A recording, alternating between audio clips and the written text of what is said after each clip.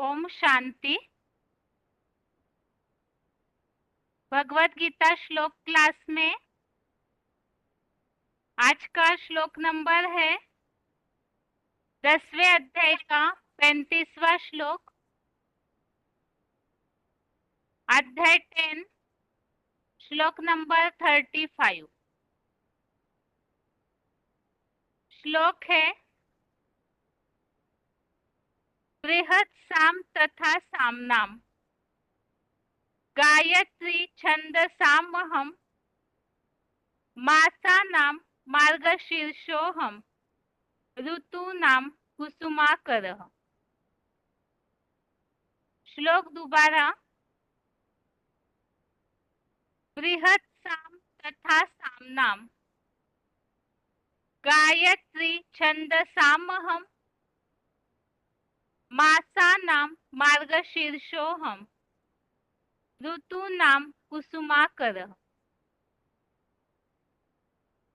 श्लोक का संधि विच्छेद है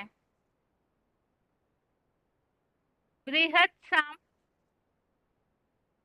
तथा सामनाम गायत्री छंदसामहम छंदसाम अहम मासानां मार्गशीर्षः अहम ऋतूनां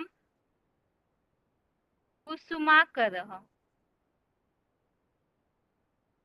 संधि विच्छेद दोबारा। बृहत् साम तथा सामनाम गायत्री छंदसाम अहम मासानां मार्गशीर्षः अहम ऋतूनां कुसुमाकरः।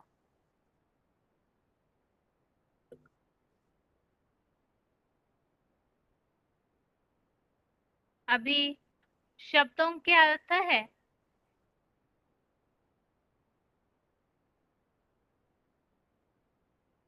तथा अर्थात उसी तरह, सामनाम अर्थात सामवेद में, बृहत् साम अर्थात बृहत् साम हूँ, छंदसाम अर्थात छंदों में, गायत्री अर्थात गायत्री मंत्र, अहम अर्थात मैं हूँ, मासानाम अर्थात महीनों में, मार्गशीर्षः अर्थात मार्गशीर्ष, ऋतूनाम अर्थात ऋतुओं में, कुसुमाकरः अर्थात बसंत ऋतु, अहम अर्थात हूँ। शब्दों के अर्थ दोबारा। तथा अर्थात उसी तरह, सामनाम अर्थात सामवेद में, बृहत् साम अर्थात बृहत् साम हूँ, छंदसाम अर्थात छंदों में, गायत्री अर्थात गायत्री मंत्र हूँ, गायत्री मंत्र, अहम अर्थात मैं हूँ, मासानाम अर्थात महीनों में, मार्गशीर्षः अर्थात मार्गशीर्ष, ऋतुनाम अर्थात ऋतुओं में, कुसुमाकरः अर्थात बसंत ऋतु, अहम अर्थात हूँ। श्लोक का अर्थ है उसी तरह सामवेद में बृहत साम हूँ, छंदों में गायत्री मंत्र मैं हूँ, महीनों में मार्गशीर्ष, ऋतुओं में बसंत ऋतु हूँ। तो इस श्लोक में अगली विभूतियां बताई हुई है। सामवेद में बृहत साम अर्थात जो पुराना संस्करण वाला किताब है उसमें इसका स्पष्टीकरण लिखा है। सामवेद की ऋचाओं में बृहत साम और छंदों में गायत्री मंत्र, महीनों में श्रेष्ठ मार्गशीर्ष और ऋतुओं में बसंत ऋतु। और इसी के बारे में क्लैरिफिकेशन वाले अर्थ में स्पष्टीकरण दिया है। उसी तरह विवस्वत सूर्योत्पन्न मीठे सामवेद में बृहत साम हूँ,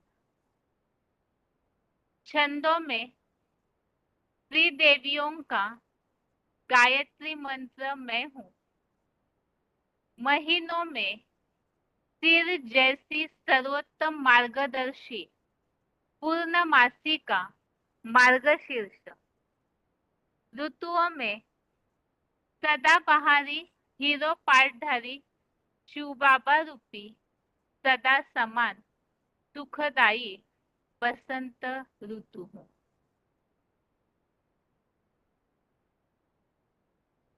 तो यहाँ ये समझाने दी है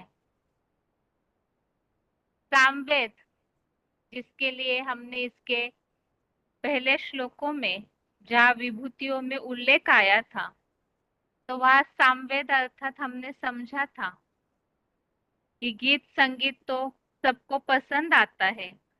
जो 10वें अध्याय के 22 श्लोक नंबर 22 में उल्लेख है, वेदों में सामवेद हूँ, और इस श्लोक में उल्लेख आया है सामवेद में बृहत साम। तो यहाँ पर जो शिव बाबा की वाणी है अर्थात मीठी तान, तो वो सभी को पसंद आती है। और उसमें भी वेदों में सामवेद और सामवेद में भी जो यहाँ सामवेद का अर्थ बताया, विवस्वत सूर्योत्पन्न, सूर्य से उत्पन्न मीठा सामवेद और उसमें बृहत साम। ऐसे ही जो अलग अलग प्रकार के मंत्र वगैरह गाए जाते हैं, तो उसमें त्रिदेवियों का गायत्री मंत्र और सर्वोत्तम पूर्णमासी मानी जाती है। तो ऐसे पूर्णमासी का मार्गदर्शी मार्गशीर्ष मास हो, और ऋतुओं में बसंत ऋतु सबसे अच्छा माना जाता है, क्योंकि इसमें सब तरफ खुशबू ही खुशबू होती है। तो यहाँ पर खुशबू देने वाला वो है सर्वगुण संपन्न, सारे गुणों की खान गुण है, तो उससे खुशबू आती है दिव्य गुणों की, प्यूरिटी की खुशबू। तो शिव बाबा एवर प्योर भी है और सारे गुणों की खान भी है। तो शिव बाबा रूपी सदा समान सुखदाई बसंत ऋतु।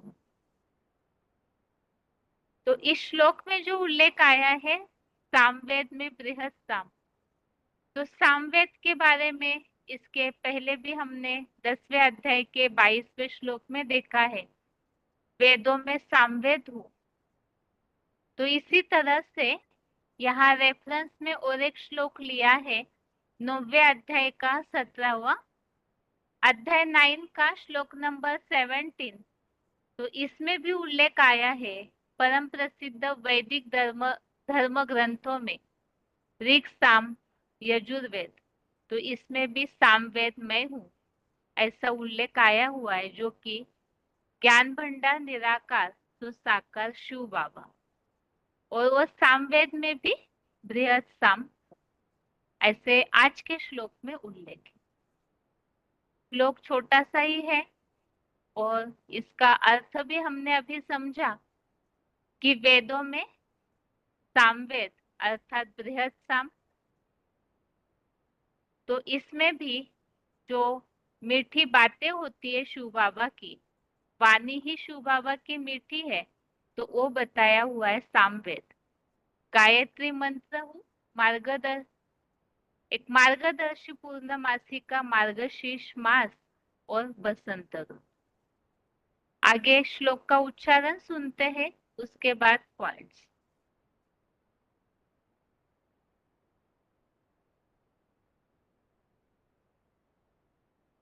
बृहत्साम तथा साम्यं गायत्री छन्दसामहं मासानां मार्गशीर्षोऽहं ऋतूनां कुसुमाकरः।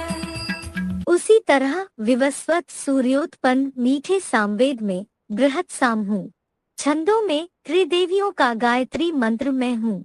महीनों में सिर जैसा मार्गदर्शी सर्वोत्तम पूर्णमासी का मार्गशीर्ष, ऋतुओं में सदा बहारी हीरो पाठधारी शिव बाबा रूपी सदा समान सुखदायी बसंत ऋतु हूँ। बृहत्साम तथा साम्यं गायत्री छन्दसामहं मासानां मार्गशीर्षोऽहं ऋतूनां कुसुमाकरः। उसी तरह विवस्वत सूर्योत्पन्न मीठे सामवेद में बृहत साम हूँ। छंदों में त्रिदेवियों का गायत्री मंत्र में हूँ। महीनों में सिर जैसा मार्गदर्शी सर्वोत्तम पूर्णमासी का मार्गशीर्ष, ऋतुओं में सदा बहारी हीरो पाठधारी शिव बाबा रूपी सदा समान सुखदायी बसंत ऋतु हूँ। आगे है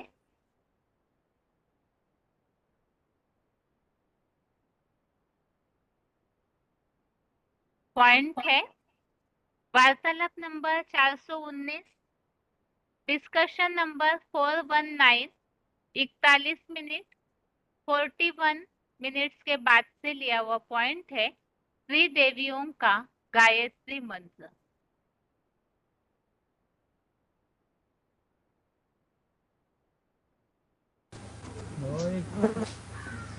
गायत्री मंत्र जो है शीर्षक तो माताओं कन्याओं के नाम से है।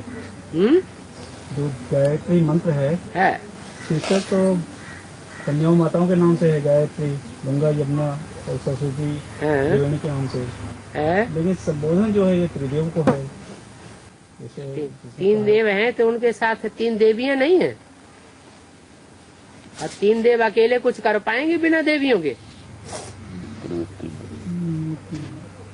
तीन देवताएं जो हैं वो देवियों को साथ न लेंगे तो स्वर्ग में का काम पूरा कर स्वर्ग स्थापन होगा है? जो श्लोक दिया हुआ ना उसमें तो देवियों के नाम तो है नहीं। ओम इसमें कहा गया है ना। हाँ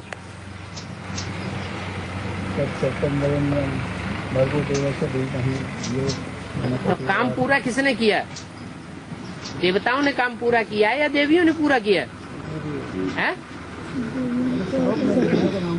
अरे श्लोक में वो तो बोलने की बात है, लेकिन जब करने की बात आई तो करने का काम प्योरिटी करेगी या देवता का? वो जो देवता पुरुष रूप में है वो करेंगे। पुरुष तो सारे ही दुर्योधन तो शासन बता दिए, तो वो देवता बन ही नहीं पाएंगे। इसलिए तीन देवियों का नाम पहले रख दिया। गायत्री जिन तीन का गायन है वो। अगला पॉइंट है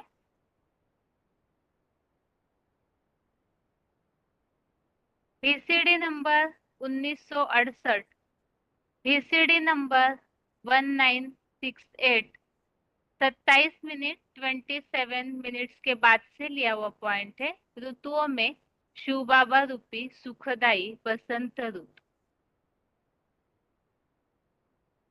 है ना। बाबा को कहा जाता है रूप भी है, बसंत भी है। क्या दोनों कैसे?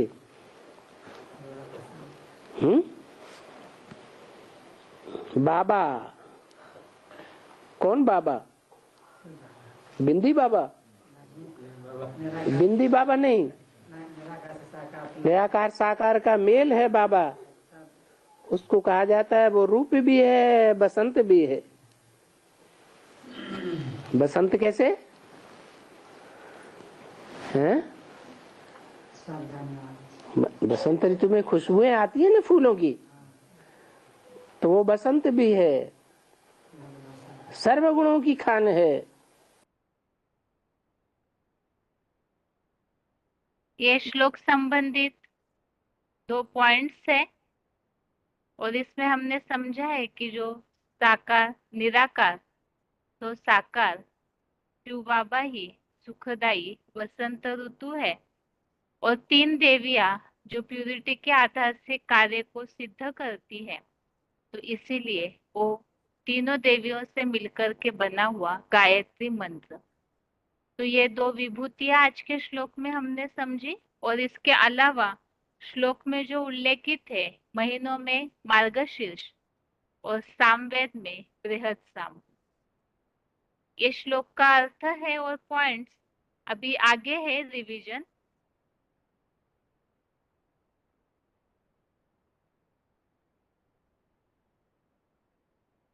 रिवीजन के लिए श्लोक नंबर है 8वें अध्याय का 8वें से 11वें श्लोक तक, अध्याय 8 का श्लोक नंबर 8 से श्लोक नंबर 11 तक।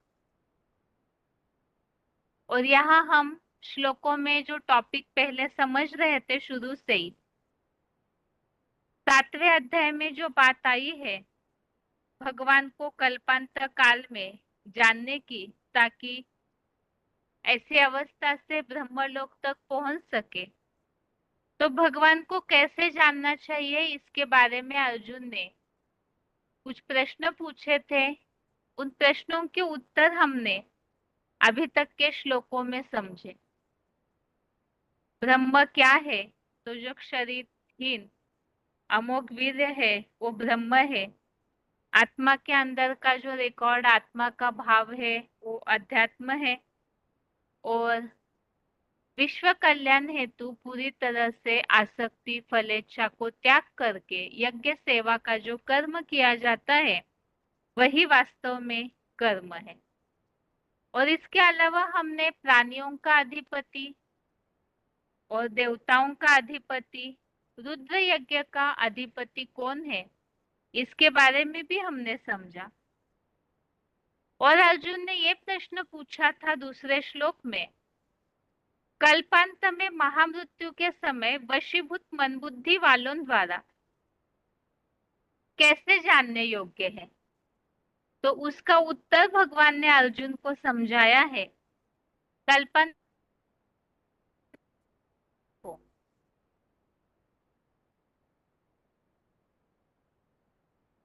कल्पांत काल में जो हीरो पाठधारी को अर्थात साकार और निराकार का मेल, अर्जुन रथ में जो परम पिता को याद करते हैं वो भी अव्यभिचारी भाव से, वो मेरे को पाते हैं अर्थात भगवान का जो राजाई भाव है जो वर्षा देते हैं, उस वर्षे की अव्यभिचारी याद द्वारा प्राप्ति होती है।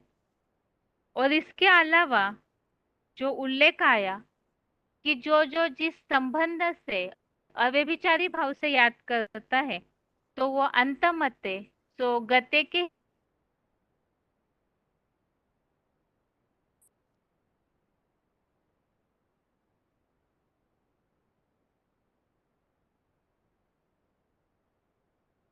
और इसके अलावा ऐसे प्राप्ति के लिए राजाई भाव की प्राप्ति के लिए बताया कि एक तो विकारी माया से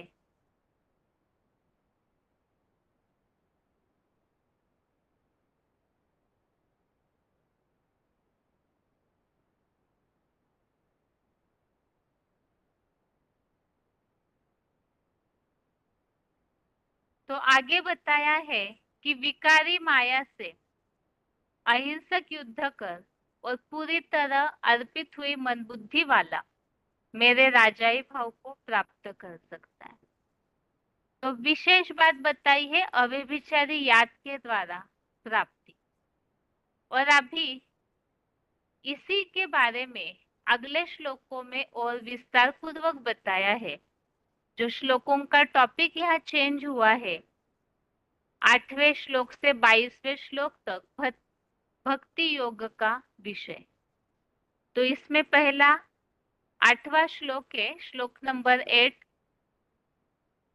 अभ्यास योग युक्तेन चेतसा नान्यगामिना परमं पुरुषं दिव्यं याति पार्थानुचिंतयन्। श्लोक दोबारा। अभ्यास योग युक्तेन चेतसा नान्यगामिना परमं पुरुषं दिव्यं याति पार्थानुचिंतयन्। अर्थात हे पृथ्वी के राजा, विचार मंथन करते हुए इस राजयोग के अभ्यास द्वारा योग युक्त हुई अव्यभिचारी मन बुद्धि से अर्जुन रथ में प्रविष्ट मामेकम की सतत याद से ज्ञान सूर्य स्वरूप दिव्य प्रकाश युक्त परम पुरुष परम पिता शिव प्लस बाबा को पाता है। तो इस श्लोक में किस तरह से भगवान को पा सकते हैं उसका उल्लेख समझाया है। भक्ति मार्गीय भक्तों ने तो इसे भक्ति करना समझा, लेकिन वास्तव में भगवान तो इसकी वास्तविकता बताते हैं कि भक्ति के जो अलग अलग तौर तरीके हैं उससे प्राप्ति नहीं होती है। तो यहाँ और स्पष्ट किया हुआ है, विचार मंथन करते हुए जो ईश्वर द्वारा ज्ञान दिया जाता है उस ज्ञान का, जिसे गीता ज्ञान अमृत कहा हुआ है, तो वो ज्ञान अमृत का जितना जितना विचार सागर मंथन करेंगे तो मंथन करने से बुद्धि और भी याद में जुड़ जाएगी और मंथन जितना होगा उतना याद होगी।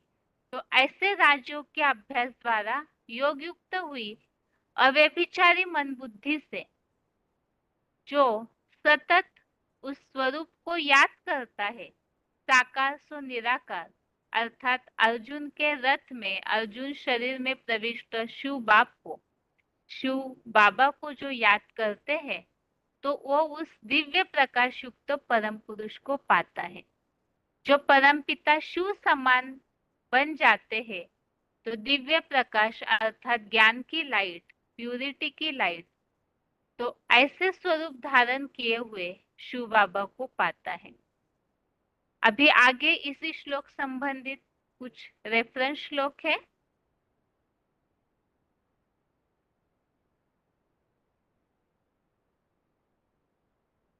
पहले है 5वें अध्याय का 16वां अध्याय 5 का श्लोक नंबर 16। यहाँ जो हमने श्लोक में उल्लेख समझा कि ज्ञान सूर्य के समान जो दिव्य प्रकाश युक्त परम पुरुष है, तो उसके लिए वो कैसे बनते हैं सूर्य, उसका उल्लेख यहाँ आया है। जो अर्जुन है मुकर्रर तनधारी है, जो परम पिता शिव का रथ बनते हैं, साकार माध्यम बनते हैं, तो वो किस तरह से शिव समान बनते हैं इसका उल्लेख इस श्लोक में है।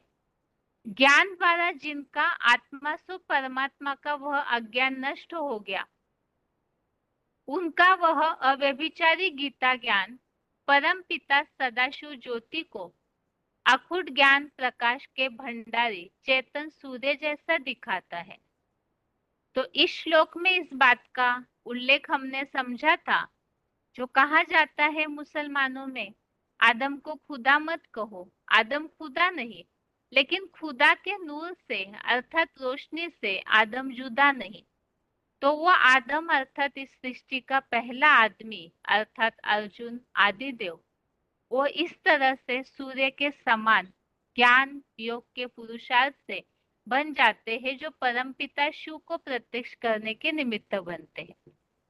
और पुरुषार्थियों के लिए बताया कि जो विचार मंथन करते हुए जो इस 8वें श्लोक में उल्लेख है अव्यभिचारी याद करेंगे तो वो इस दिव्य प्रकाश युक्त परम पुरुष शिव बाबा को पाते हैं, अर्थात इस तरह से उनसे बुद्धि से पूरा साथीपन का अनुभव कर सकते हैं।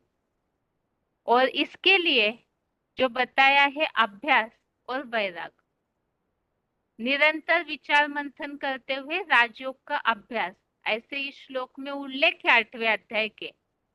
इस अभ्यास के बारे में 6वें अध्याय का 35 अध्याय 6 का श्लोक नंबर 35 में उल्लेख है। वैराग और योग अभ्यास से ये चंचल मन जो दुराग्रही है वो वश में आता है। और इसी तरह से 11वें अध्याय का 54 अध्याय 11 का श्लोक नंबर 54, इसमें उल्लेख है मामेकम की अव्यभिचारी स्मृति से भरपूर भक्ति से मैं एडवांस सच्ची गीता द्वारा विधान रूप जानने पहचानने और ऐसे ही मुकर्रर रथ में भली भांति तत्वपूर्वक देखने में भी समर्थ हूं। तो भगवान को अव्यभिचारी याद जितनी करेंगे तो उतना ही भगवान को मुकर्रर रथ के द्वारा देख सकते हैं, पा सकते हैं। आगे है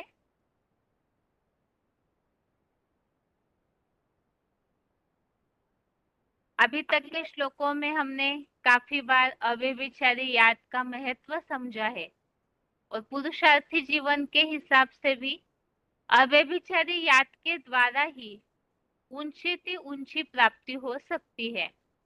और इसीलिए ही कुछ पॉइंट्स हम आज के श्लोकों के साथ ही समझेंगे।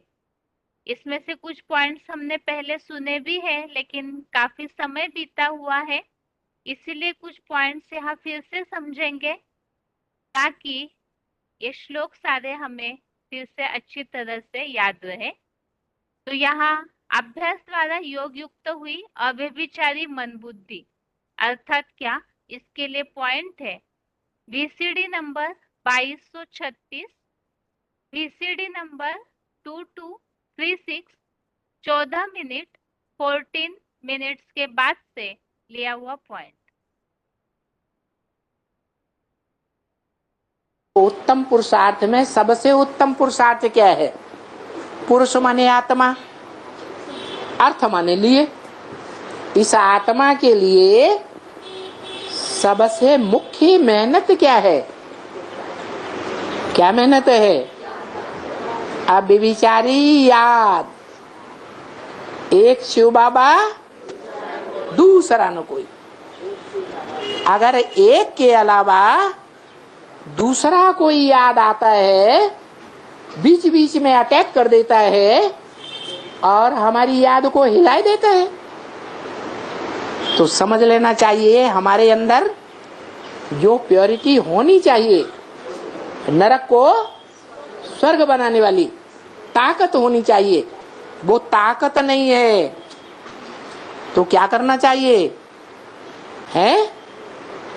बार बार प्रयास करना चाहिए कि अगर कोई बीच में इंटरफियर करता है तो फटाक से उसको भगा दो। क्या करना है? मेरा तो एक शिव बाबा, पट से गीत याद आ जाए, पर आई हूं पर आई, मेरी आरज़ू न कर, न मिल सकूंगी तुझको, ऐसी जुस्तजू न कर। देखो ये सारे गीत कहाँ के गाए हुए हैं, इनका फाउंडेशन कहाँ पड़ता है? संगम युग में फाउंडेशन पड़ता है। अभी भगवान बाप आए हुए, वो हमको रास्ता बताते हैं। कि जन्म जन्मांतर अगर सुखी रहना है तो ये प्योरिटी का संस्कार, अब भी विचारी याद का संस्कार अपनी आत्मा में धारण कर लो। अगर ये धारण नहीं किया तो क्या होगा? जन्म जन्मांतर हम नीचे गिरने में ज्यादा तीव्र गति से जाएंगे या धीमे धीमे नीचे गिरेंगे? ज्यादा नीचे जाएंगे। आगे है, ऐसी अव्यभिचारी याद जितनी करेंगे तो याद से ही शिव बाबा को पाते हैं। जो इस 8वें श्लोक में उल्लेख हमने समझा है कि दिव्य प्रकाश युक्त परम पुरुष शिव बाबा को पाते हैं। वीसीडी नंबर 3039 3039 1 मिनट 1 मिनट के बाद से लिया हुआ पॉइंट।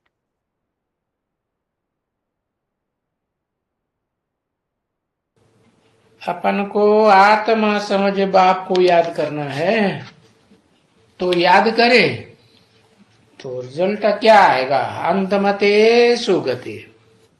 याद करते करते वहां चले जाएंगे। कहाँ चले जाएंगे? हैं? बाप के पास चले जाएंगे। बाप तो परम धाम में जाके बैठ जाएगा। है? हाँ, शिव बाबा के पास चले जाएंगे।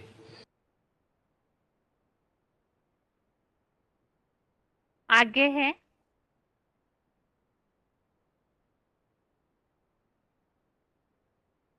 आठवें अध्याय का 9वां और 10वां श्लोक, जो जुड़े हुए श्लोक है दोनों। श्लोक नंबर 9 और 10 श्लोक है, कविम पुराणम अनुशासितारम अनोरणीयाम सम्मनुस्मरेत्य सर्वस्य धाता रमचिन्त्य रूपम आदित्य वर्णम तमसः परस्तात्। 10वां श्लोक है, प्रयाण भक्त्या युक्तो योग बलेन चैव भ्रुवोर्मध्ये प्राणम आवेश सम्यक स तम परम पुरुषम उपेति दिव्यम। श्लोक दोबारा, कविम पुराणम अनुशासितारम अनोरणीयाम सम्मनुस्मरेत्य सर्वस्य धाता रमचिन्त्य रूपम आदित्य वर्णम तमसः परस्तात्। 10वां श्लोक, प्रयाण काले मनसाचलेन भक्त्या युक्तो योग बलेन चैव भ्रुवोर्मध्ये प्राणम आवेश सम्यक स तम परम पुरुषम उपेति दिव्यम। अर्थात जो योगी प्राचीनतम गीतकार कवि को सब प्राणियों के शासक सूक्ष्माणु से भी अति सूक्ष्म सब जड़ चेतन के धारण करता वट वृक्ष रूप सृष्टि के बीज बने अति सूक्ष्म अचिंत्य रूप वाले सूर्य की तरह अखूट ज्ञान प्रकाश के तीक्ष्ण वर्ण वाले अज्ञान अंधकार से परे ज्ञान सूर्य शिव बाबा को पुरुषोत्तम संगम युगी प्रलय काल में अचल अडोल भक्ति भाव से और अव्यभिचारी मन बुद्धि द्वारा योग बल पूर्वक लगा हुआ भ्रू मध्य में ही प्राण रूप आत्म ज्योति युक्त सूक्ष्म बिंदु स्वरूप को अच्छे से स्थिर कर याद करता है, वह उस श्रेष्ठतम हीरो पार्टधारी शिव समान दिव्य ज्योति परमात्मा को पाता है। जैसे शिव बाप स्वयं जन्म जन्म का ही साथी हो गया हो। तो इस श्लोक में उल्लेख आया है, विचार मंथन करते हुए अव्यभिचारी याद द्वारा उस दिव्य प्रकाश युक्त परम पुरुष शिव बाबा को पाना है, उनके ऐसे नजदीक जाना है जो साथी हो जाए।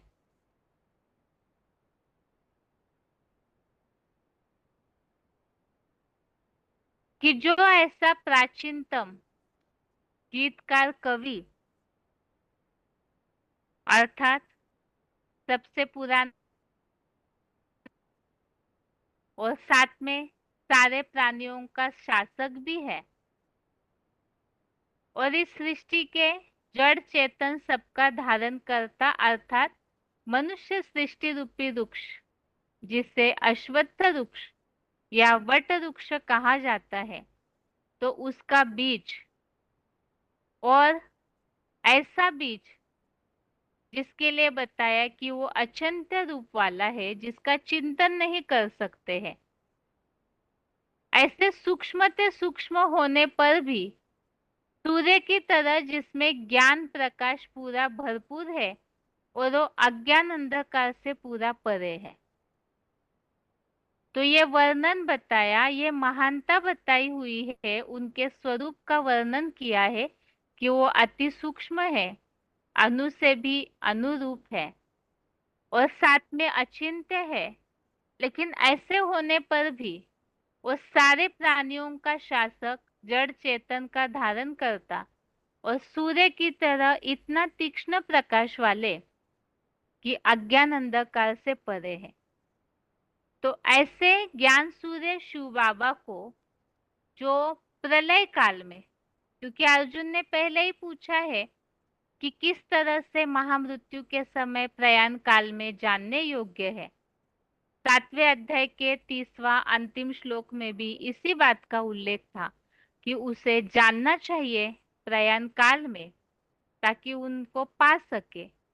तो इसके लिए बताया कि ऐसे जो अज्ञान अंधकार से परे है शिव बाबा, तो प्रलय काल में अचल अडोल भक्ति भाव से, ऊपर हमने पहले ही समझा अव्यभिचारी याद, ऐसे अचल अडल भक्ति भाव पूरी श्रद्धा भावना से जिसमें कोई भी संशय बुद्धि निर्माण न हो, ऐसी भावना से अव्यभिचारी मन बुद्धि द्वारा जो योग बल, पूरी तरह योग अर्थात ही वास्तव में याद स्नेह का बल, उसके साथ जो पहले तो अपने भ्रू मध्य में प्राण रूप आत्म ज्योति बिंदु को अच्छे से स्थिर कर कि हम आत्मा सूक्ष्म ज्योति बिंदु है, परम पिता की संतान है, ऐसे स्थिति में स्वयं को स्थिर करके फिर जो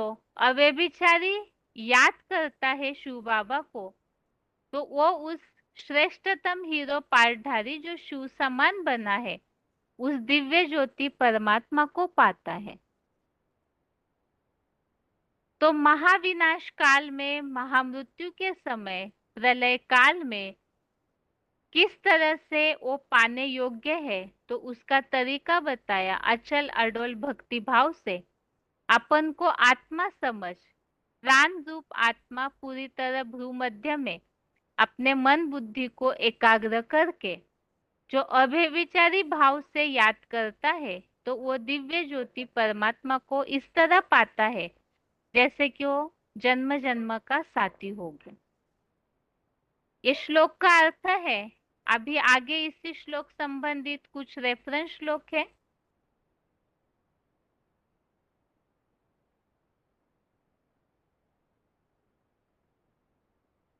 आगे है 12वें अध्याय का 3रा अध्याय 12 का श्लोक नंबर 3। इसमें उल्लेख आया हुआ है पूरी तरह से जो भगवान जो है वो चिंतन न करने योग्य है, ऊंची स्थिति पर्वत शिखरस्थ है।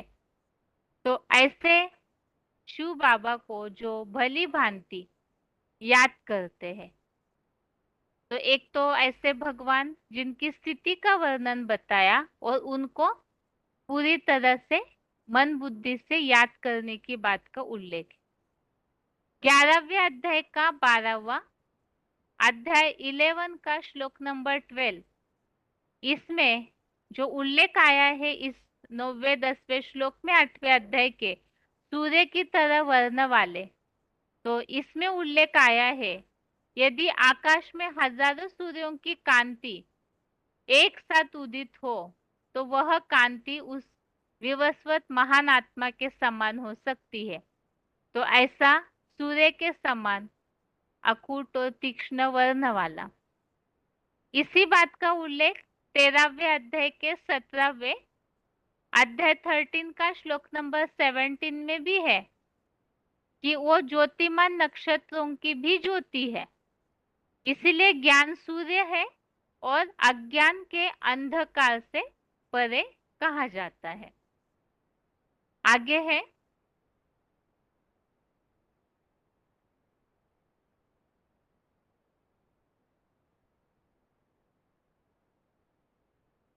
पांचवें अध्याय का 16वां अध्याय 5 का श्लोक नंबर 16, इसमें हमने उल्लेख समझा ही था। वो शिव बाप समान मुकर्रर तनधारी अर्जुन तनधारी बन जाते हैं तो ज्ञान सूर्य की जैसे दिखाता है।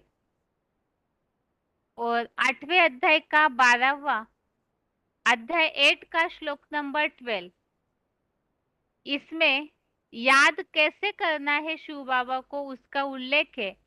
जो इस श्लोक में हमने उल्लेख अभी समझा कि भ्रू मध्य में प्राण रूप आत्मा को अर्थात मन बुद्धि को पूरी तरह से एकाग्र करके, तो इसी बात को यहाँ और स्पष्ट किया है कि सारे 9 इंद्रिय द्वार अविचल रूप से संपूर्णतः वश करके अर्थात इंद्रियों को पूरी तरह कंट्रोल करके स्थिर होकर के बैठ के फिर मन को अंतःकरण में रोककर मन के जो भी संकल्प चलते रहते हैं बाहर की दुनिया में भागते रहते हैं तो उसे आत्म ज्योति बिंदु में एकाग्र करना, अंतःकरण में रोककर ज्योति बिंदु आत्मा की प्राण शक्ति को शिव बाबा से योग की धारणा में आधारित निरंतर परमात्मा की भ्रुकुटी रूप अकाल तख्त में स्थिर होकर, तो पहले तो अपने को आत्मा समझना, आत्मा की प्राण शक्ति को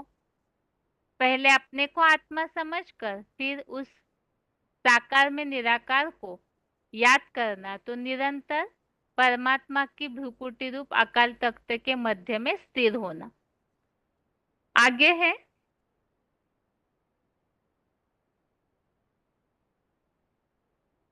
इस श्लोक संबंधित points VCD number 2456 2456 52 minute 52 minutes के बाद से लिया हुआ पॉइंट है। भ्रुवर मध्य प्राणम आवेश सम्यक।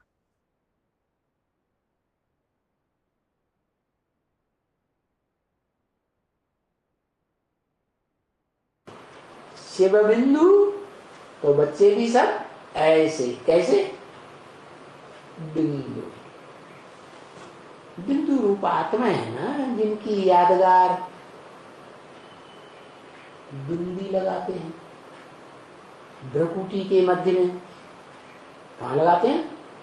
नाक के ऊपर, थोड़ी के ऊपर, गाल के ऊपर नहीं, भरी पूरी जो भ्रुकुटी है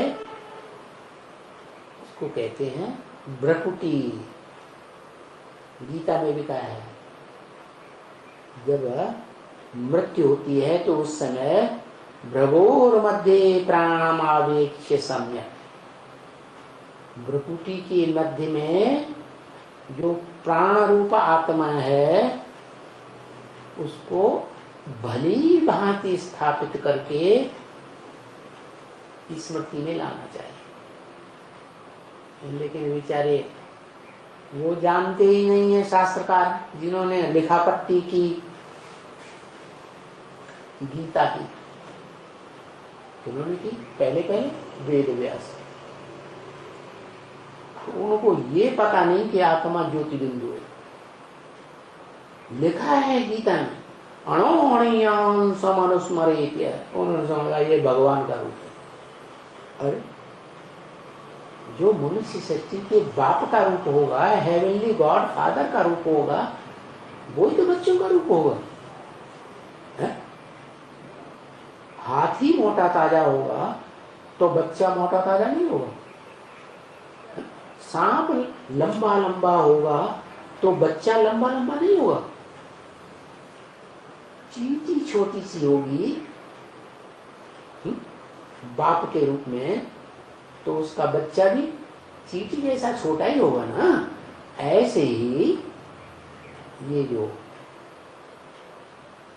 आत्मा है वो बाप का रूप बताया कि अणु अणियांसम, अणु से भी अनुरूप है। तो जैसा बाप वैसे बच्चे, आत्मा रूपी बच्चे भी अनुरूप हैं। जितनी भी सोल हैं वो सब ज्योति है। अब भारत में माताएं ज्यादा भावना वाली होती हैं तो वो भावना बहुत होने की वजह से आज भी भ्रकुटी में बिंदी लगाती है। आगे है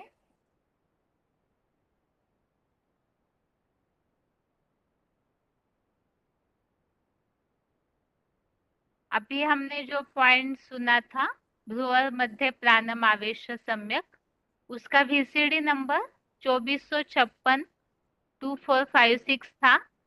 नेट के कारण आवाज बीच में कट हुआ था, इसलिए पॉइंट नंबर दोबारा बताया VCD का। और अभी अगला पॉइंट है प्रयाण काल में योग बल पूर्वक लगा हुआ। वार्तालाप नंबर 1550 1550 41 मिनट 41 मिनट्स के बाद से लिया हुआ पॉइंट। गीता में आया है प्रयाण काले मनसा चलेन। प्रयाण या न माना जाने के समय। रोजमर्रे की जिंदगी में तो सभी मृत्यु को पाते हैं, जाते हैं, लेकिन प्रयाण काल कौन सा होता है? महाविनाश। वो अंत काल है सभी का। और अंतमते सोगते, तो उस अंतमते में सारे विश्व की आत्माएं, सब धर्म की विश्व की आत्माओं की बुद्धि में कौन बसा हुआ होगा? परम पिता बिंदु को याद करने वाले होंगे सारे, या साकार बुद्धि में समाया हुआ होगा? तो वो परमात्मा हुआ, वो एक ही आत्मा है जिसका गायन है आत्मा सो परमात्मा। और वो उस समय सबकी बुद्धि में व्यापक होगा या नहीं? याद के रूप में होगा ना। तो इसलिए भक्ति मार्ग में, क्योंकि अंत समय में जब सृष्टि का अंत हुआ था, सबका प्रयाण काल था, उस समय सबकी बुद्धि में बैठ गया आत्मा सो परमात्मा। और परमात्मा क्या है? सबकी बुद्धि में व्यापक है। एक भी इस सृष्टि की आत्मा ऐसी नहीं, मनुष्य आत्मा नहीं होगी जो उस बाप को याद न करे। तो सर्वव्यापी हुआ या नहीं हुआ अंत समय में? है तो अंत मते वो ही फिर भक्ति मार्ग में जन्म जन्मांतर बुद्धि में बैठा रहते हैं। नहीं तो जो भक्ति मार्ग में बातें चल रही हैं उनका कुछ कारण चाहिए या नहीं चाहिए? अकारण ही कुछ हो जाता है। कोई गायन, कोई पूजन अकारण ही होता है या कोई कारण होता है? तो परमात्मा सर्वव्यापी है, इसका कोई कारण होना चाहिए या नहीं होना चाहिए? कहाँ कारण पैदा हुआ है? कलपुर में जब सारी सृष्टि का विनाश हुआ था, सबका प्रयाण काल था, तब सबकी बुद्धि में बैठ गया था आत्मा सु परमात्मा। वो परमात्मा सर्वव्यापी है, सबकी बुद्धि में व्यापक हो गया। बिंदु की याद नहीं कर रहे थे सब। बिंदु की याद करना सबके बस का रोग नहीं है, है?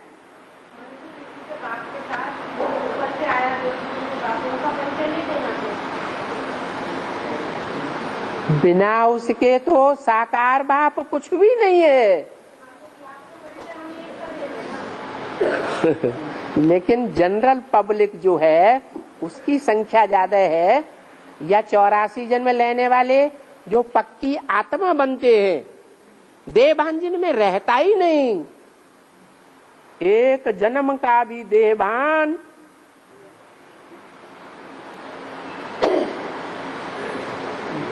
रहता है कि नहीं रहता है? नहीं, एक जन्म का भी देहभान नहीं रहता, पूरे 84 जन्म आत्मा।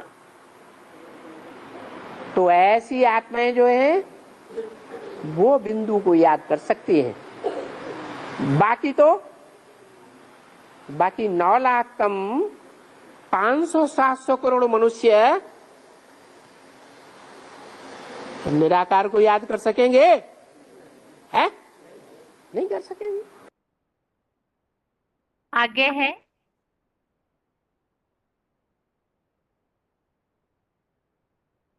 11वां श्लोक, श्लोक नंबर 11 है।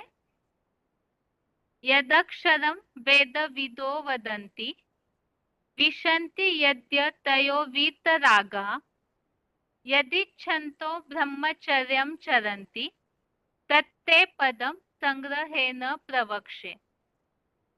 श्लोक दोबारा। यदक्षरं वेद विदो वदन्ति विशन्ति यद्य तयो वीतरागः यदिच्छन्तो ब्रह्मचर्यं चरन्ति तत्ते पदं संग्रहेण प्रवक्षे।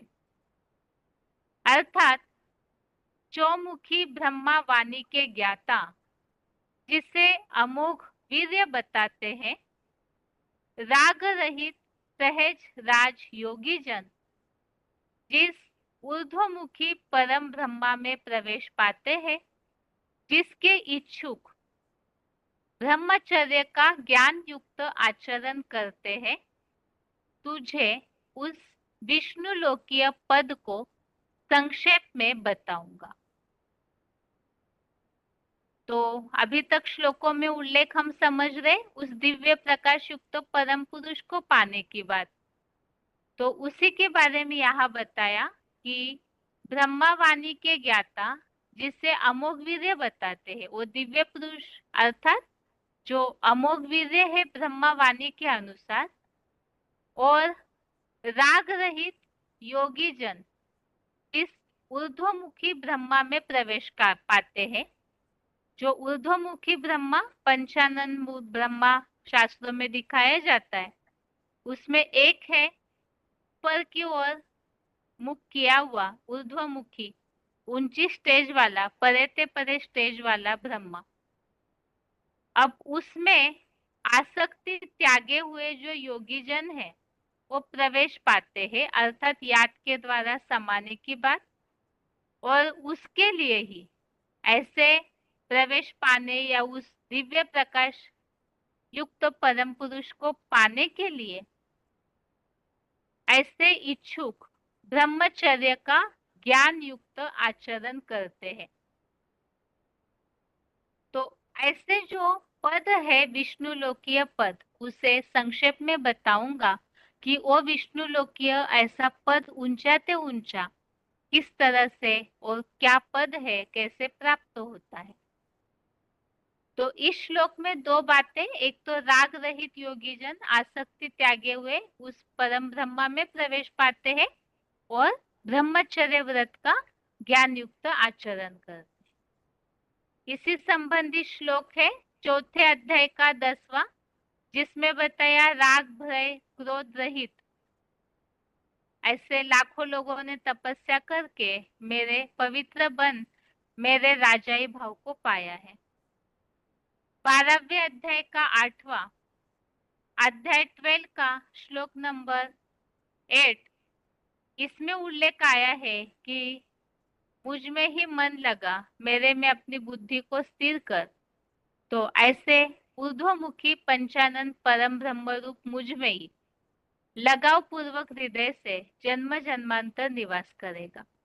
तो ऐसे अव्यभिचारी याद के द्वारा उस परम ब्रह्म में जन्म जन्मांतर निवास करना, अर्थात याद के द्वारा पूरी तरह अनुभूति या साथी बन जाना। आगे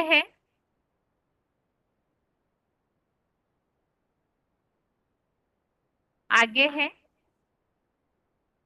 दूसरे अध्याय का 72 अध्याय 2 का श्लोक नंबर 72, जो 8वें अध्याय के 11वें श्लोक में उल्लेख आया है। राग रहित योगी जन उस परम ब्रह्म में प्रवेश पाते हैं।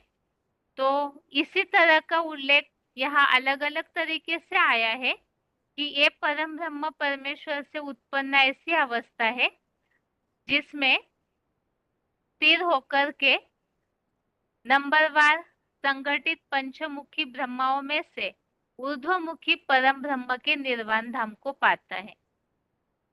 और चौथे अध्याय का 24 अध्याय 4 का श्लोक नंबर 24, इसमें भी इस बात का उल्लेख है कि ये जो पंचानन परम ब्रह्म है, चतुर्मुखी ब्रह्मा द्वारा पंचम ऊर्ध्वमुखी पंचानन परम ब्रह्म की योगाग्नि, तो ये जो परम ब्रह्म है इसी के लिए बताया है कि ये महत ब्रह्म ज्ञान से भरपूर है और इसी सृष्टि में संपन्न ब्रह्मलोक की गंतव्य है।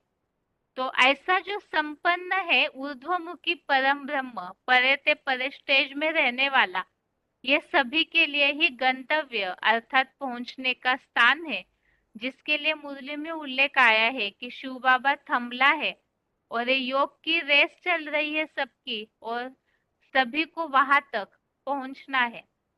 आगे है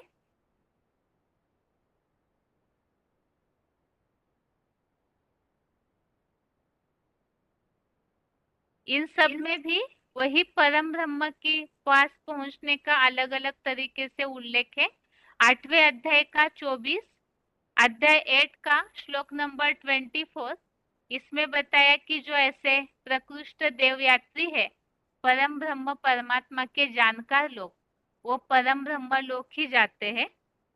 आगे बताया है 14वें अध्याय का 26 अध्याय 14 का श्लोक नंबर 26, जो अव्यभिचारी भावना से योग युक्त सेवा करता है वो एकमात्र ऊर्ध्वमुखी परम ब्रह्म के लिए योग्य है। 13वें अध्याय का 15वां अध्याय 13 का श्लोक नंबर 15, इसमें भी उल्लेख आया हुआ है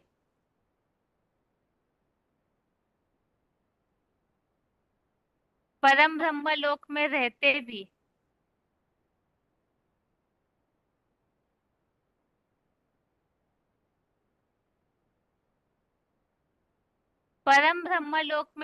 भी नंबरवार स्मृति द्वारा ज्ञानियों के निकट है, जिसके लिए नीचे जो फुटनोट में उल्लेख है, पंचमुखी ब्रह्मा का ऊर्ध्वमुखी मुख ही परम ब्रह्म है, जो पुरुषोत्तम संगम युग में भी सदा उपराम है, क्योंकि महादेव पार्ट भी शिव का है। तो ये परम ब्रह्म की महिमा बताई है कि वो किस तरह से परम ब्रह्म है। अभी आगे है पॉइंट,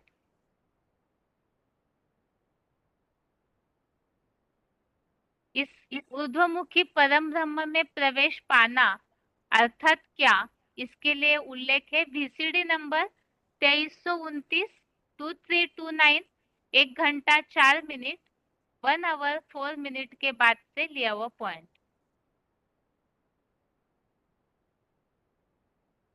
तो जो 4.5 लाख हैं वो पहले पहले मनमना भव बनेंगे या 500-700 करोड़ पहले मनमना भव बनेंगे? 4.5 लाख पहले पहले मनमना भव बनेंगे। जो 4.5 लाख पहले पहले मनमना भव बनेंगे वो आत्माएं निराकारी स्टेज में आ जाएंगी या नहीं? मन मना भव हो जाएंगी या नहीं?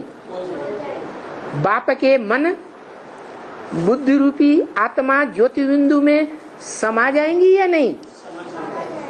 जो बाप का संकल्प सो सब बच्चों का एक ही संकल्प हो जाएगा या नहीं? हो जाए। इसीलिए शास्त्रों में ये बात आई है क्या कि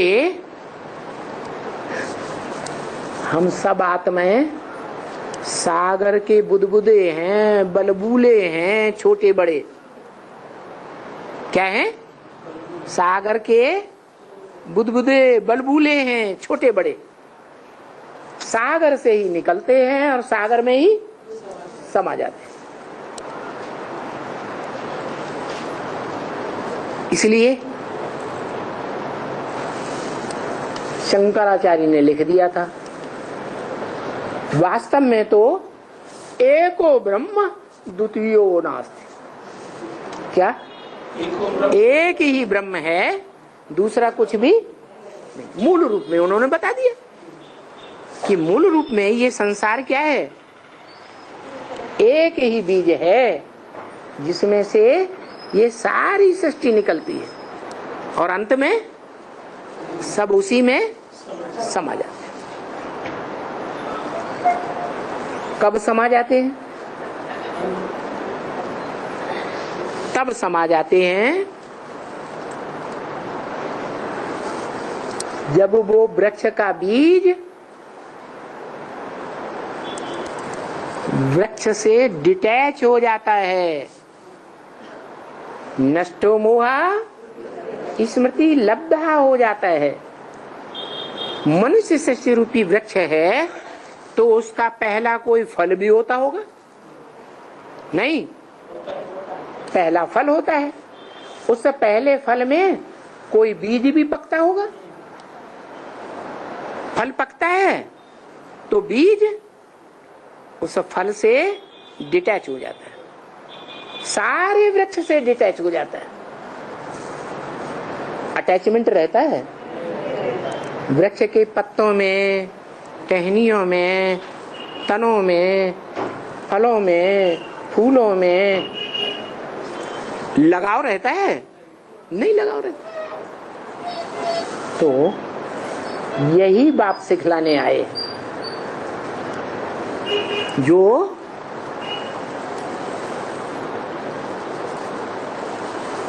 धन का अखूट भंडार बाप है, ज्ञान धन का। क्या ज्ञान धन, क्या ज्ञान सिखलाने आए हैं? नष्टो मोहा स्मृति लब्धा कैसे बना जाए, इस सारी दुनिया से मोह नष्ट हो जाए, अपनी देह से मोह नष्ट हो जाए, देह के पदार्थों से मोह नष्ट हो जाए और देह के संबंधियों से, देह के संपर्कियों से भी मोह नष्ट हो जाए। इस तरह से ये 8वें अध्याय की रिवीजन पूरी हुई। 8वें अध्याय के श्लोक 8वें से लेकर 11वें तक रिवीजन के श्लोक है। अध्याय 8 का श्लोक नंबर 8 से श्लोक नंबर 11 तक। और अभी आज का श्लोक है 10वें अध्याय का 35वां।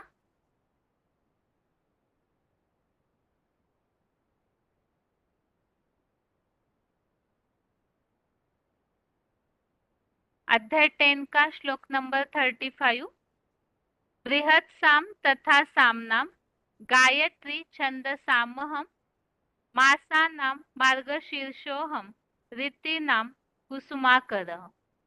अर्थात उसी तरह विवस्वत सूर्योत्पन्न मीठे सामवेद में बृहत् साम हूँ, छंदों में त्रिदेवियों का गायत्री मंत्र हूँ, महीनों में तीर जैसी सर्वोत्तम मार्गदर्शी पूर्णमासी का मार्गशीर्ष, ऋतुओं में सदा बहारी हीरो पाठधारी शिव बाबा रूपी सदा समान सुखदाई बसंत ऋतु हूँ। और श्लोकों में जो उल्लेख है, सामवेद में बृहत साम, तो सामवेद हूँ, इसका उल्लेख 9वें अध्याय के 17वें श्लोक में भी है, और 10वें अध्याय के 22वां श्लोक जो हमने 10वें अध्याय में ही पढ़ा है कि वेदों में मैं सामवेद। तो ये 10वें अध्याय के 35वें श्लोक की रिवीजन, अर्थात आज के श्लोक की रिवीजन, और इसके साथ ही आज के लिए गीता क्लास यहाँ पूरा होता है। ओम शांति।